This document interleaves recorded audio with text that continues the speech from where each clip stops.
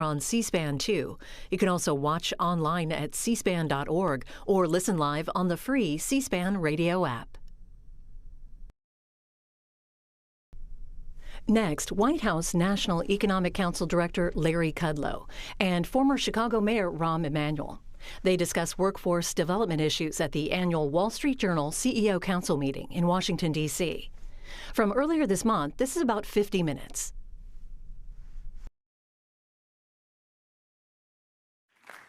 So the U.S. economy has been expanding now for several years, but the global economy has slowed a bit, and we've seen a little bit of uneven performance even in the U.S. with the consumer at times.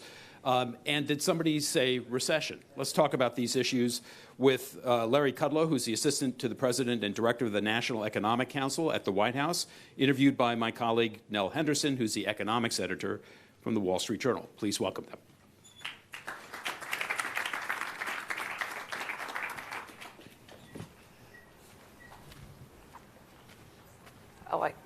Good. Hello, Larry. Please take a seat. Thank you. Make yourself comfortable. And let's just jump right into it since we have a lot of news this morning. So House Speaker Pelosi just announced that the Democrats and administration have reached agreement on a U.S.-Mexico-Canada deal and expect a vote next week. So this is good news for all of you, but how good is this for the rest of us, for the U.S. economy? Is this going to make any difference? And really, is it any better than NAFTA? Oh, I think it's better than NAFTA, and I think it's broader than NAFTA, and I think it updates NAFTA, particularly in some important new economy ways. I mean, the way this thing was always designed by Ambassador Lighthizer, in a bipartisan sense, you have domestic content and labor issues which have been resolved finally, more on the old economy side. Very important, by the by, to update that.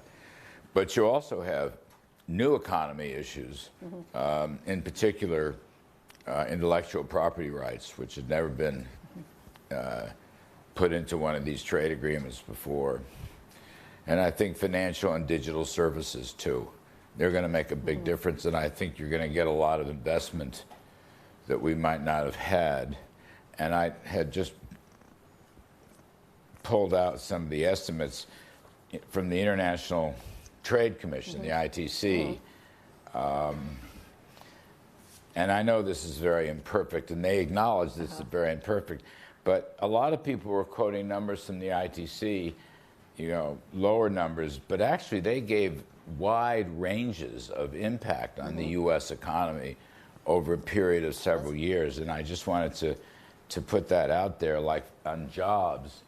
The range was 176 to 589,000 jobs. Now that's a big range. You can drive a truck through that.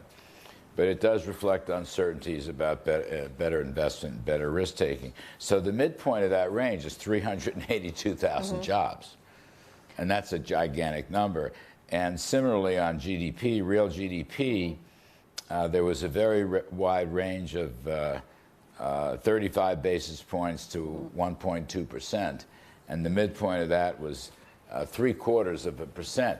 So you could, over time, have an increase of 0.75% on real GDP on trend, per year, and as much as 350,000 jobs per year.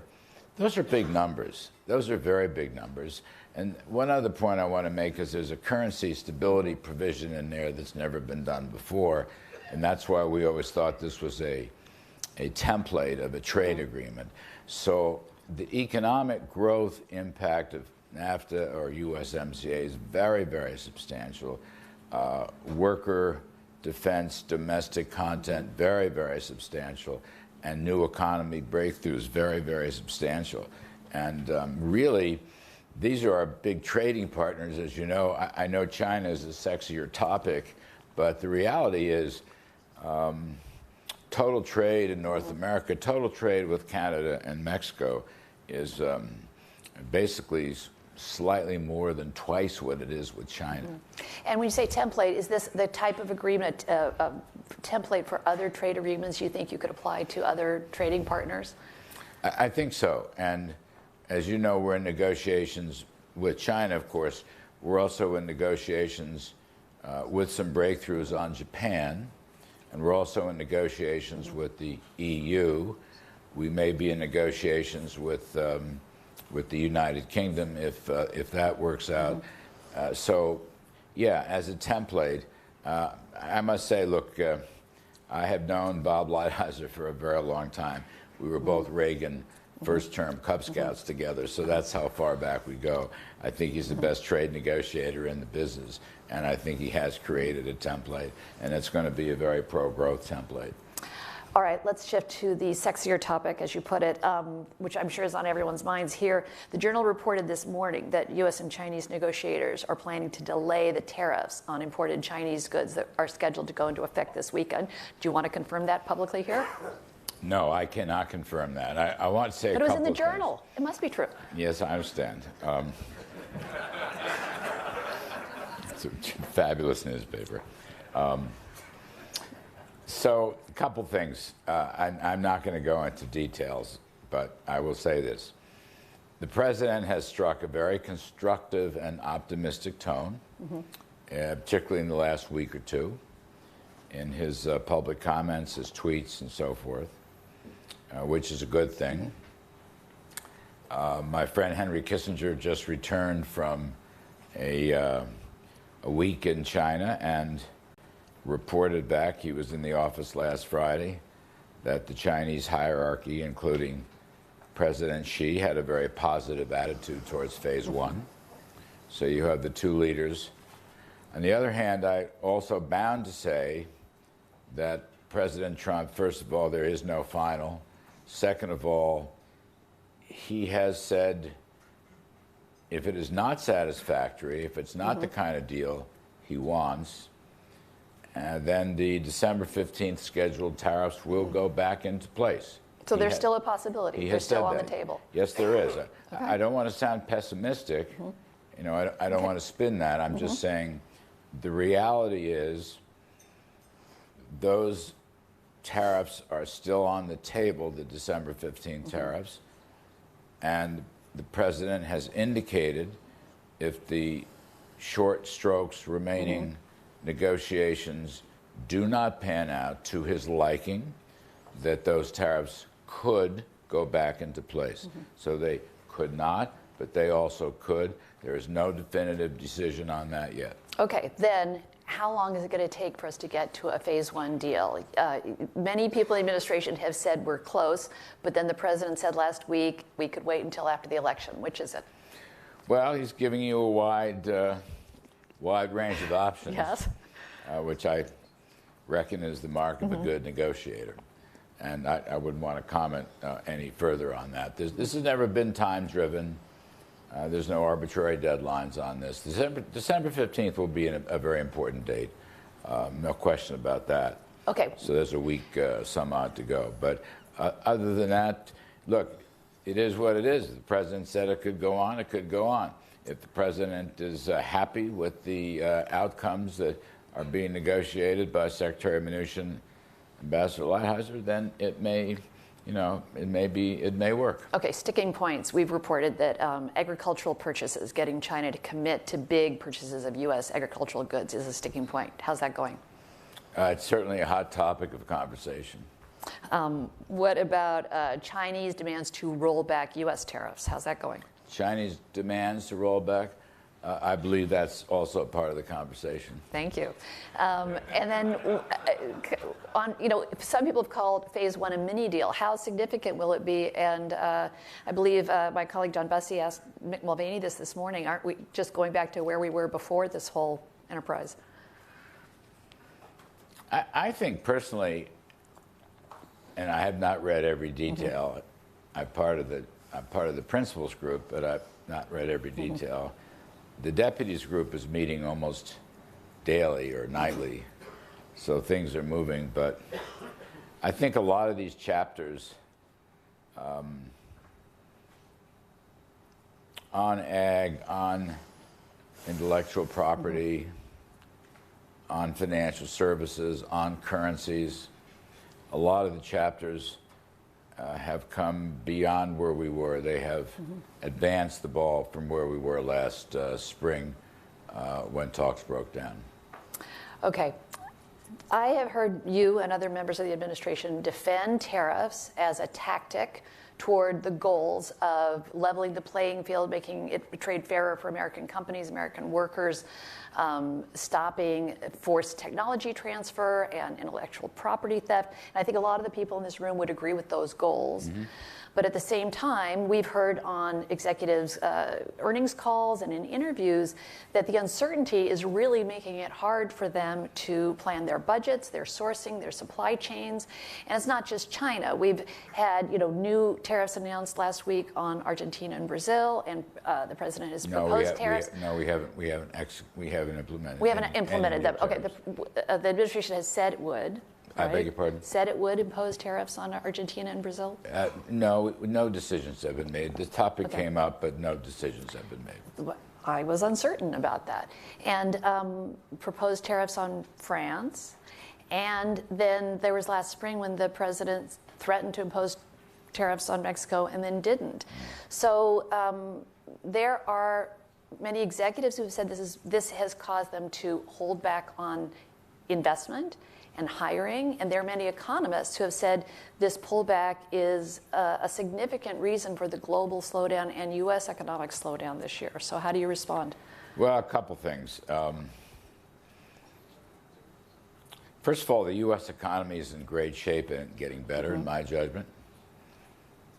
We've had a soft patch after a year of very, very, very stringent monetary tightening, which I think is a key point. Now the Fed is taking the foot off the brake and the balance sheet is growing again, and that's a good thing. The recent job numbers have been terrific. Actually, most of the recent numbers, housing numbers, have been terrific. We had very good productivity numbers this morning. In fact, on the productivity side, I think a lot of economists are now going to change their estimates for long-term potential GDP. You're running, let's say, on an 8-quarter basis, in round numbers, 1.5% productivity, 1.5% job gain. So you're almost at 3% in round numbers. I think that's very positive. So I think, first of all, America is working. These employment numbers have exceeded almost everybody's expectations, except mine. And that was a joke. But I would argue that America is working. And I would also argue that we are seeing a worker boom. And I want to just go to that point, the worker boom. What my old boss, Ronald Reagan, used to call take-home pay, after tax, after inflation. In less than 3 years has increased, according to the Census Bureau, by $5,000 for a family of 4. Okay, I'd like to, can we go to the poll question? I'm not sure we're going to have time otherwise. Well, perhaps so, but I want to put these economic numbers in because I think trade is very important and trade strategy, but the U.S. economy is doing very well with tax cuts and deregulation and energy opening and, to your point, trade reform. So America is working, and there's a worker boom. I mean, actually, as economists on both sides of the aisle pointed out, just from the most recent numbers that has been going on, the production workers are increasing their wages faster than their managers. I'm going to have to cut you off there. We do want to go to the poll question, if we could put that up. It says, the global economic slowdown has prompted my company to cut back on planned capital investment or hiring. Please answer if you can. And while you're answering, I think we'll probably have just about one more question before we open it up for the audience. And that is, I really wanted to ask you, what are the prospects for another Trump administration tax cut proposal before the election. I'm just trying to read. This is. We'll get all the results at the end. Oh, I'm sorry. So is the president going to propose another tax cut in the new year? And if so, when and what are the parameters? We're working on something called Tax Cuts 2.0. And we're soliciting lots of ideas from leading House and Senate members and outside experts and also people in the administration. And I think but more specifically, for individuals or for companies? Well, I actually don't want to be specific. I can tell, but let's think this through. My guess is it will. What are some of the options on the table? It will have a very strong emphasis on middle-class tax relief, and my guess is it will include both business and individual reforms. And what's the perhaps timeline? Making some things permanent. I wouldn't expect a product until well into 2020. Well into 2020. Okay, close to the election. Probably close to the election. Like right before the election.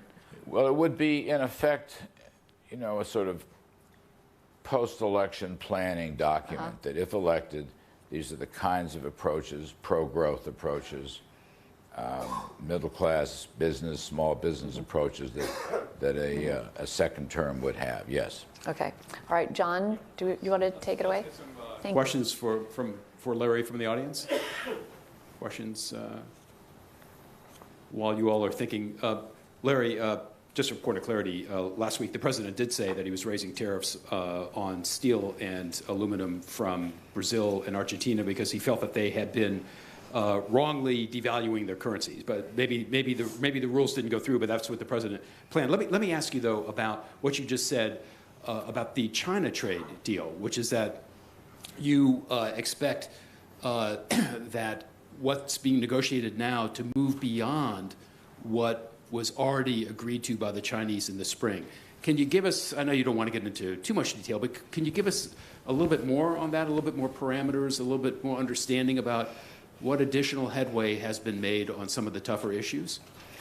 Well, no, it's very hard. Look, I don't want to open up the details of the negotiations. It's very hard to do that. I would just suggest, as I did, that it looks to me like some of these key chapters I mentioned: IP theft, currency stability, financial services expansion, opening up agriculture, not just purchasing of commodities, but actually reducing non-tariff barriers on agriculture, as well as actual spending.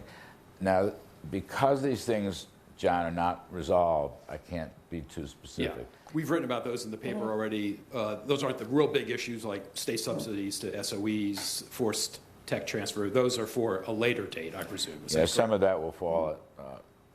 This was always planned. It was phase one, and then what's not done will go into phase two. And one just quick point, the decision by the president a few weeks ago, or whatever it was, to actually look at this in phases rather than one large discussion was a very significant phase, which I think helped enhance the probability of getting some agreement. Okay. Other question? Yes, right here in the back. Please tell us who you are. Is that Nick that I see back there? Okay, Nick Pinchuk.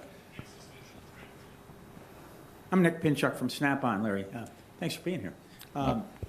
Look, I wonder if you could give us some insight how the White House balances the trade talks with perhaps endorsing the Congress's view of the Hong Kong protesters. Thinking that maybe that gives the moderate forces in China, or interest in China, less maneuvering room in the time in which we're talking to them. How do you balance the priorities in that? Well, look, I don't think there's a direct link between some of the, I'll call them freedom and democracy issues, if you will, and the trade talks. I don't think there's a direct link. But having said that, I think the president has made it very clear that the United States, consistent with its long history, favors freedom and democracy and human rights, and feels compelled to speak out where these things develop. So you saw our support for the Freedom and Democracy gang group in Hong Kong, which was subsequently ratified by the local elections. Now, these are separate tracks. I understand that there's relationships between a trade track and a human rights track. I get that. But nonetheless, there may be some spillover. I understand that too. These are complicated matters, complex matters. But we have very strong American values that pertain to freedom. We support freedom-loving people wherever they are around the world, and that is true for our entire history. And so in this case, we supported the congressional resolution. Secretary Pompeo has been very eloquent on this. Vice President Pence is very elegant. President Trump has said it many, many times. So you have separate tracks, and I understand they're related tracks. One last real quick question. If not, then I'm going to wrap it up. And yes, right here, just a very quick. Larry, Victor Dodig from CIBC. I've got a question about interest rates. We're all operating in a persistently low rate, low inflation environment. We can't foresee them going up anytime soon. In fact, there's pressures to continue to bring them down. If you have a normalization of the rate environment, how would your economic policies shift in a very brief overview? And a normalization would mean? Just going up from, say, doubling from where they are today, even tripling from where they are today, because the cost of money is mispriced today, in my opinion. Well, of course, global rates are very low for a variety of reasons.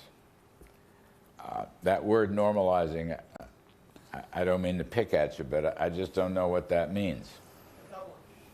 I don't know what that means. We live in a world where there's virtually no inflation. I mean, reported inflation is, the traditional idea of the term structure of interest rates and the curve, the outlook for inflation, the outlook for real growth or returns on capital, and a term premium. But that has been upended in recent years. There's no inflation out there. In fact, whatever inflation is recorded, I think is probably still too high if we calculated this properly. I don't see why interest rates have to go up. I'm just giving you my personal view. The market determines most interest rates. It's the market that determines most interest rates. And I don't think that our central bank or other central banks should worry about controlling interest rates. I think they should provide ample liquidity, and the rates will take care of themselves. My former boss, Paul Volcker, just passed away. He was a great man. When I was a child and worked for him in the New York Fed in 1975 as a researcher and speechwriter, it was an easy job being a Volcker speechwriter because he never used my stuff. But he was a brilliant man. He was exactly the right man the country needed to stop inflation. And I forever give him credit for that, and he taught me a lot. And although he did not prefer my boss, he did tell me to come work for my boss. Volcker, if you read the very good article, I just scanned it I think it was in the Wall Street Journal, the editorial, the news report, his view was let the market determine rates. And I agree with that. I just don't think we have much to worry about. I will just say this. We do have a problem, sir, with the world economy in a slump. Okay, this is the only country, the USA is the only country showing prominent economic growth. And I think the signal of the stock market, by the by, means that 2020 growth is going to be much faster than 2019. You may agree or disagree. Appreciate that. Let us not forget some of the incentive-oriented supply-side policies that have worked throughout history, namely lower marginal tax rates, rolling back unnecessary and excessive regulations, and attempts to reduce trade barriers. These are classic or neoclassic, incentive-oriented policies. My former boss, Ronald Reagan, used them. My current boss, Donald Trump, is using them. I think that's your problem for world growth. I think this central bank obsession is just wrong, and I think they ought to be looking towards pro-growth measures. And the G7, as you know, will be here in the U.S. At Camp David in the late spring, early summer. I will be the Sherpas and NEC function to run that thing, and we are going to devote those sessions to what I call back to basics. We will be devoting those sessions to the need to restore world economic growth in Europe, in Latin America, in the Middle East, and in Asia.